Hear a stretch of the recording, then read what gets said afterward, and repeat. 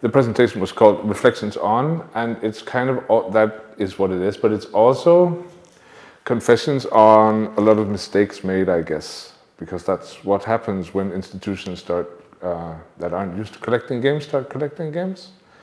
And when people like me are hired to help collect games and have not really done that before we started out. Anyway, let's see where it takes us. Like all of us, I am many things, but I'm also right now a game archivist for the Royal Danish Library, and I'm the main responsible person for our games collection. My colleague Alan, who's an awesome guy, he's in the Zoom chat too. I'm sure he will correct some mistakes I make along the way, factual mistakes. And I am doing this on part of my time at the library. So we don't actually have a consistent, persistent, full-time person doing game archiving. In spite of working with games for many years, I still like video games. And one of the types of games that I really like is the roguelike-likes or roguelites, procedurally generated games where you have to play them over and over and over and die many, many times before you finally perhaps conquer, or you've seen the entire world, or you get to the end of the game. And that's kind of, I was trying to find out how to explain what to expect from this presentation, right? So the point is that there are many, many, many different angles to put on my 15 years or the library's 25 years of preserving video games, right? I mean, the same angles that Tomáš had or Pavel before, like what is it in a national context, what is it, like how do we preserve hardware, do we software, metadata, whatever, right? This is a map, I laid out of one of my, this is one where I died before the end. This is an attempt, like a sketch of the presentation, right? But I have one now that I hope makes sense somehow. It was mostly to say that I can't talk about everything, so it would be more of a presentation from an institutional standpoint, I guess, somehow. Let's see how it plays out. And anyway, if roguelikes are the poetic form of video games, then maybe this is the poetic form of presentation. No, I don't know. Either way, there is no story that is not true, said Uchendu, and this is one of the stories. So let's start by outlining the institutional history of the Royal Danish Library, and then some Danish video game history that will be maybe not very surprising. It turns out that in many ways it's quite similar to video game histories in many other European countries. The Royal Danish Library, my workplace, this is one of our many, many addresses. It's the Danish National Library. It's the university library for several Danish universities. We are responsible for collecting and preserving published Danish cultural history. With the exception of movies, we have a film institute, but pretty much everything else that has been published in some way. From books and all the way up to websites, video games, apps. We are also documenting immaterial cultural heritage. We are the Danish UNESCO center thing for that, or we used to be anyway. I'm not sure the initiative is still existing. So, the history itself, or the library itself, the collection building is primarily through legal deposit. We had the first Legal Deposit Act in 1697 based on a French model from the 16th century. And then it was mainly initially to make sure that the king had a cool library, and he would get several copies and he would swap with like dukes and princes and kings all over Europe, right? That's how some of that stuff worked back then anyway. And in 1780 the law was revised and a proper national library was formed. That's the law as written and signed by King Christian of Denmark in 1780, and somehow I consider that the birth of the current legal deposit scheme.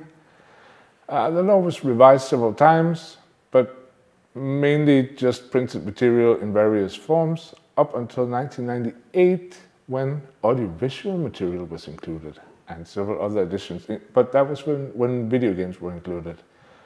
And a bit later we needed to update it with online material proper. So this is the legal basis, right? The legal deposit is the basis of our collections. And in really short form, it works that way that whoever finishes a publication, a physical publication, has to send 2 copies to us. And we have 1 copy that we keep, safe keep somehow, and we have another copy that we can circulate if need be, if people can't get access to that copy in like trade or something, or many years later. This means that it used to be the printers. Now it's also distributors, publishers. It goes for video games as well. That was included in the law from 1998, but there is no legal deposit of software. Software companies in general were super opposed to having to send software to us, which I kind of understand why. But as video games were seen as being, which is actually kind of remarkable, were seen as being works in the same sense as a literary work, they were included. So video games are an exemption to the exemption from software being included, right? The same goes for, I think the phrasing is other video games and other interactive works, whatever that means. When I started this presentation, I was thinking back 10 years ago, in 2014, I was invited along with Andreas Lange to Stockholm, where the National Library of Sweden were about to start collecting video games. And I did a presentation on what we did in Copenhagen and why I thought we should do it.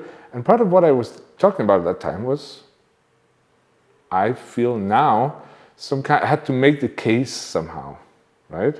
For why an institution should preserve video games. I don't think I need to make that case anymore, but it's quite interesting to see what happened in 10 years, at least in Scandinavian context. There is an official definition of cultural heritage in Denmark. It's reminiscent of the ones that Andreas quoted. This was published by the Danish Ministry of Culture in the beginning of the 21st century.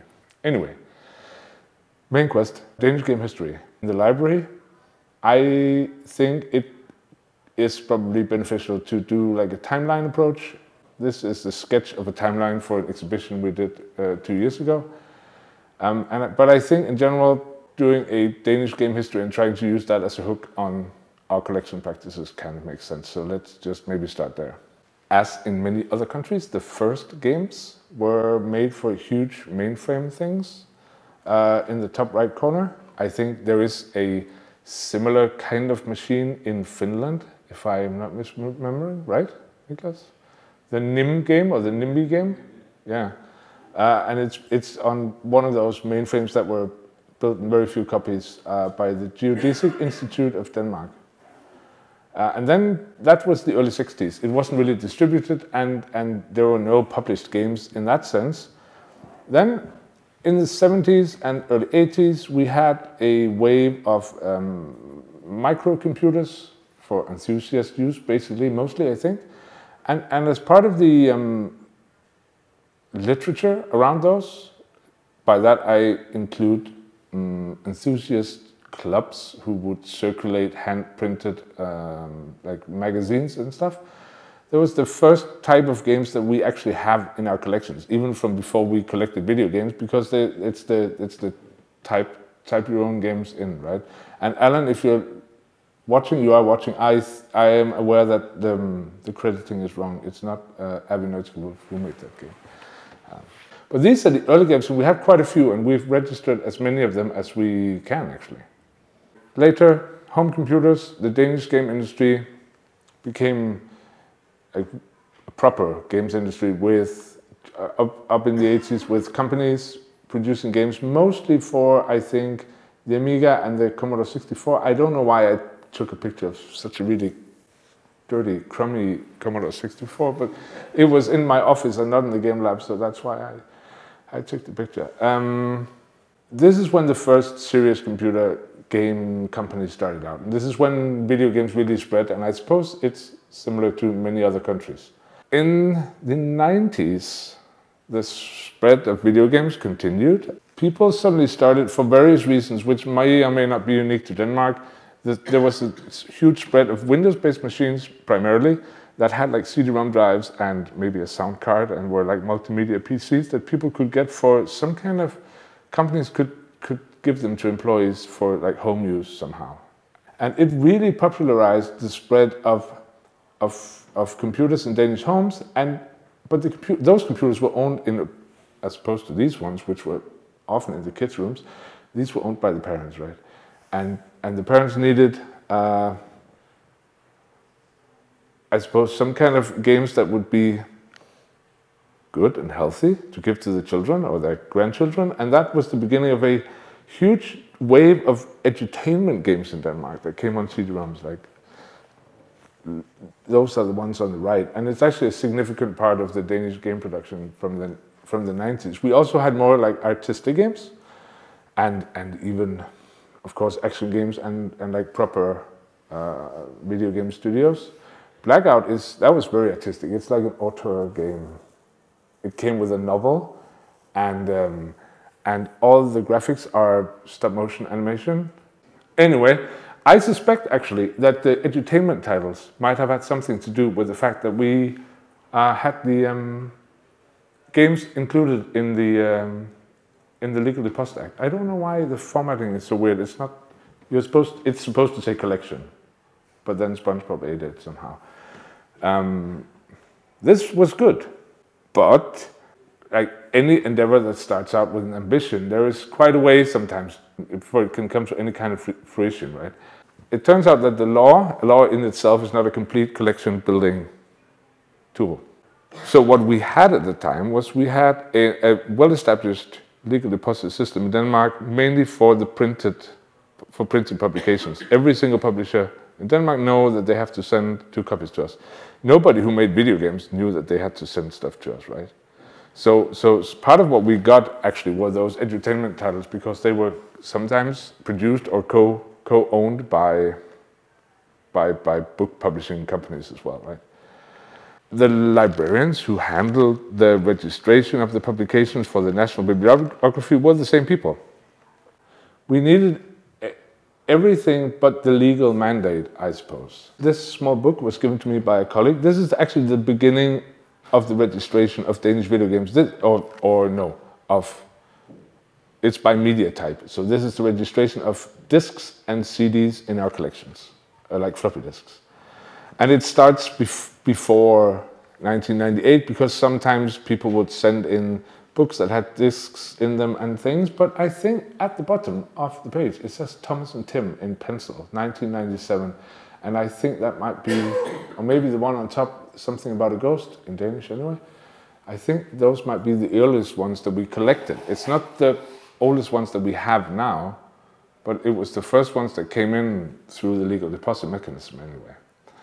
So if we were maybe not super good at this, and there were people who had been doing this privately, as in many other countries at that time, why would you do this in a heritage institution setting?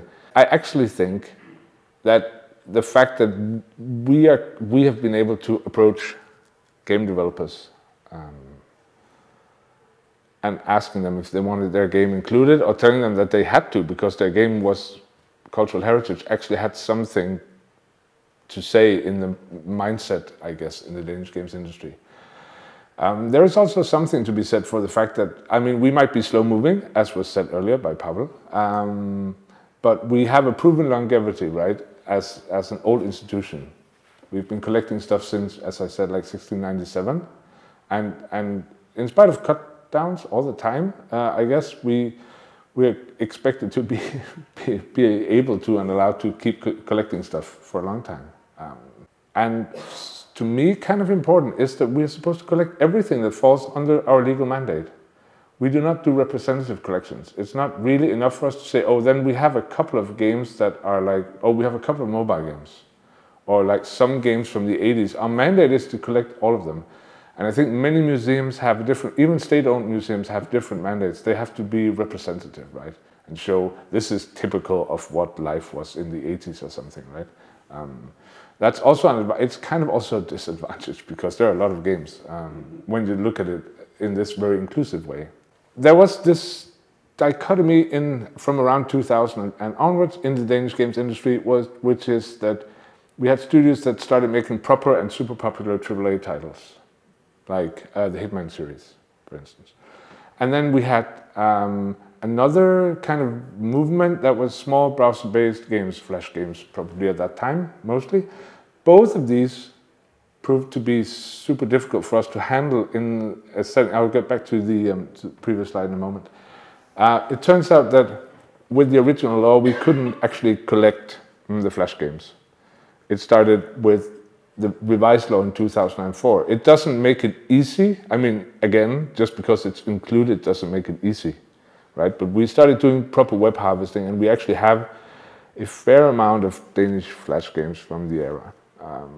And then, secondly, where do you go with your law? If you're sure Hitman games were coded in Denmark, mostly they were coded in Denmark, and the IP started in Denmark, but the publisher was Eidos, and they were British at the time, and at some point they were acquired, I think, or the IP was acquired by Square Enix.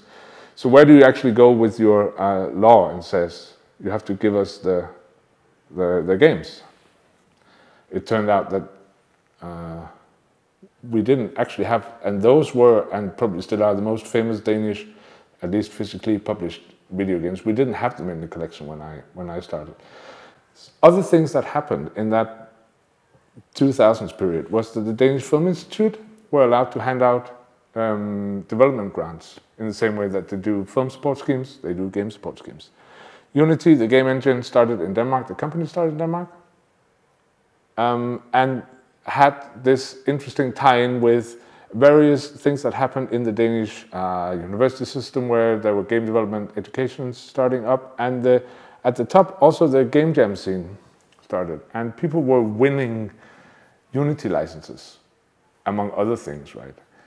So there was this weird ecosystem, this nexus of basically a lot of good things in the games ecosystem that happened at the same time. And of course, when I started in 2009, I was completely unaware of all of those things, and I just assumed that everything was good and okay.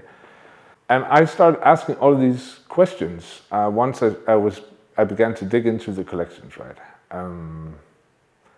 And I think these are, some of them are very naive nowadays, but they led to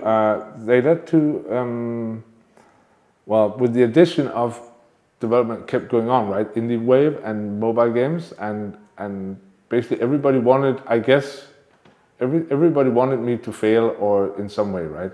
This is, the situation became more and more impossible. So what did I do?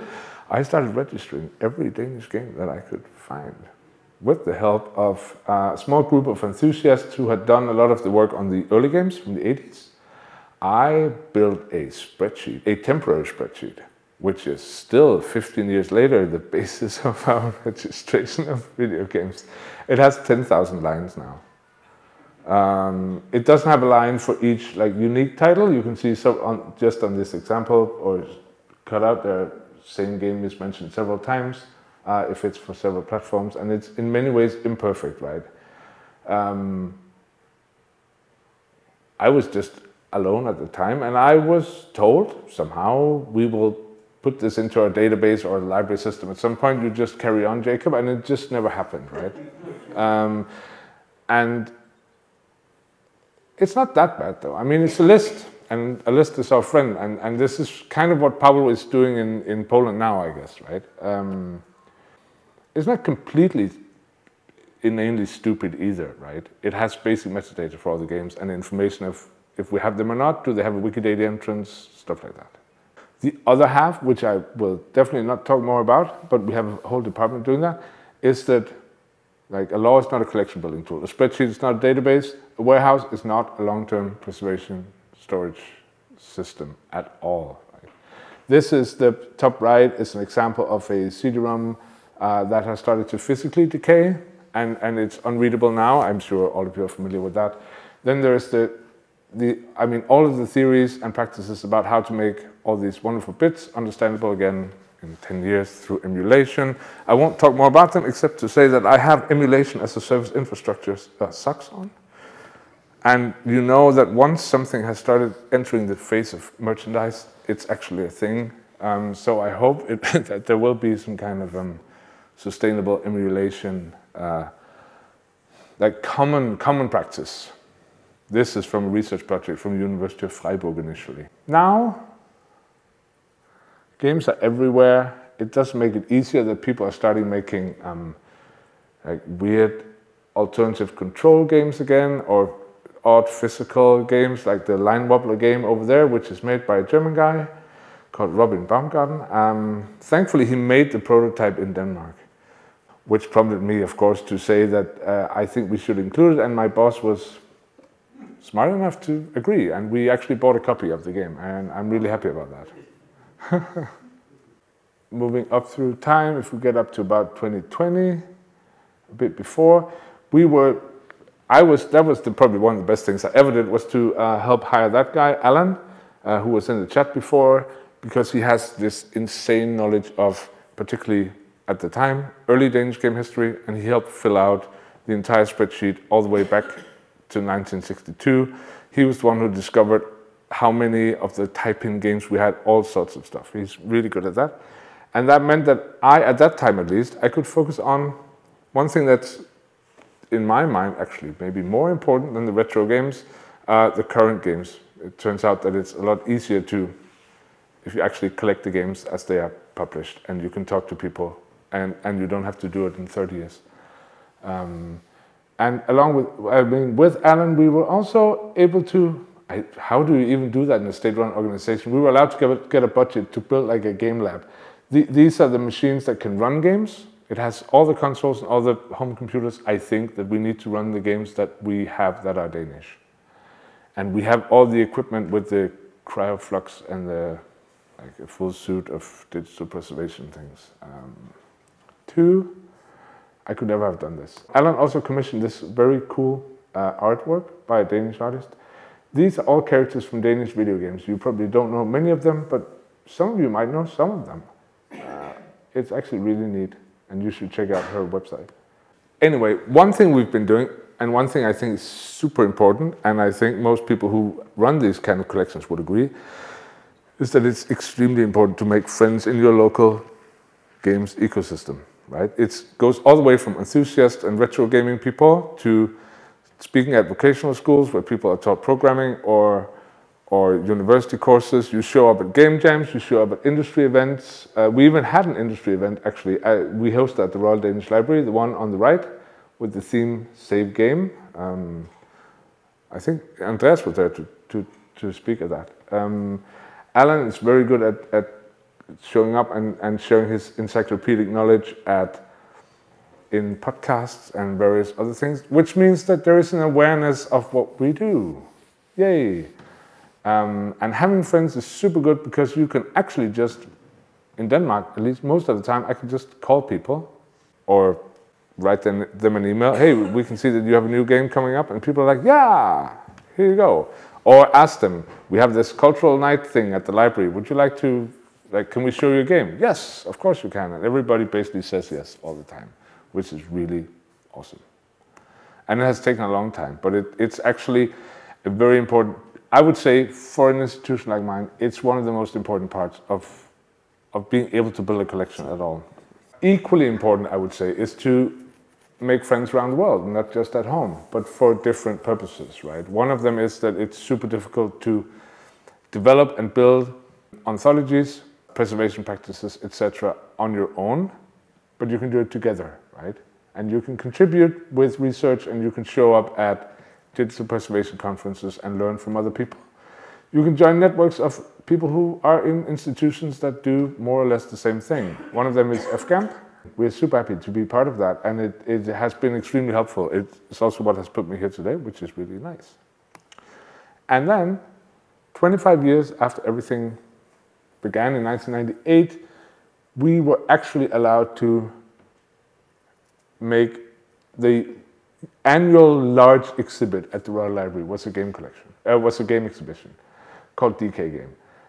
That's kind of celebrated Danish video game history. We ran into some of the issues that many of you know from similar institutions, like rights. Yes, we do not, as a legally deposited institution, retain the rights to exhibit people's games and show screenshots. We have to ask every single person. We did manage, I mean, with Alan's help, we managed to find even the people who made the very first games back in 1962, like everybody who was still alive had, and everybody said yes. I mean, it wasn't, but we had to ask, right? So that was kind of cool. Part of why we were allowed to make this exhibition, I think, was that all the printed material were at that time being moved to a new separate location. So none of the people from Special Collections had that time to build a collection. And the exhibition department were like, do you want to do it, Jacob? And I said, yeah, sure. It turns out that this is the most visited, as far as I know, the most visited exhibition that was ever made at the Royal Library. So, I mean, it is somewhat sexy to more people than just nerds. Anyway, current status in Denmark is that games have been split out from the Danish Film Institute now. I mean, it just happened this spring.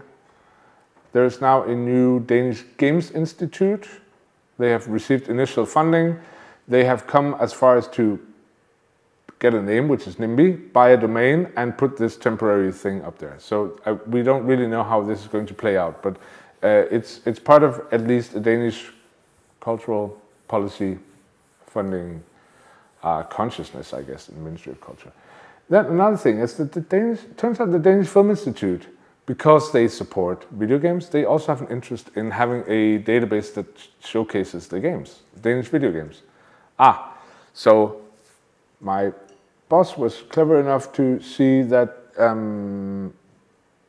we might be able to use that as a lifting rod to actually get our huge bulky spreadsheet turned into a database form, and that's what we're working on right now.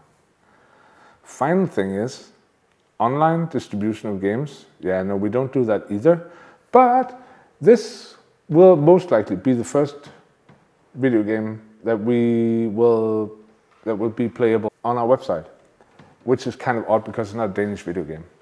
It was made in Chile, but the game tells the story of one of our most famous physical artifacts at the Royal Danish Library, which is the Huaman Poma Chronicle of Inca history, which is, as far as I know, one of the most valuable sources of Inca history in existence, and one of the only ones that was not made by a conquistador or a Jesuit monk, but actually made by a native. Somehow it ended up in our collections. And then at Amaze, the Indie Games Festival in Berlin, I played this weird Bitsy game that told the story of that manuscript, and I got in touch with etc. Anyway, the first game that will be on our website will not be Danish. And finally, if you don't know what to do in any of these situations, it's important to just start, right? Don't be afraid of failing. I've failed many times with what I've been doing here. Right? Just get going, don't look back, but also look back and start to look at this stuff you need to get a collection that's full chronologically, etc. Right? I mean, these are the things I've been talking about now. I don't think it will ever end. And also the panic button is, yeah, I don't think we really need it, but sometimes it's nice to just know that it's there somewhere. So maybe get one of those too. Yeah, that's it.